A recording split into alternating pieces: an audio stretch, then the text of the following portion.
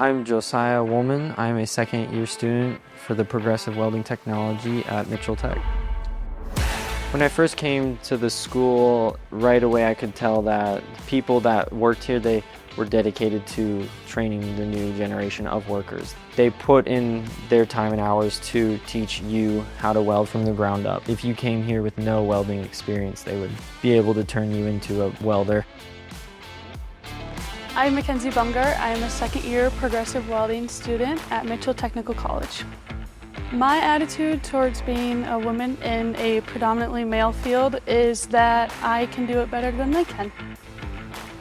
It is hard work sometimes being a welder. I feel like most people think you just pull a trigger and that's it, but there's a lot of work that goes into producing a sound weld that will structurally hold up and last for a long period of time.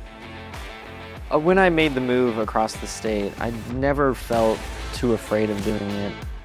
The school staff have the students' backs on getting them to where they want to be. They're not here to tell you where to go, they're here to get you to where you want to be on your own.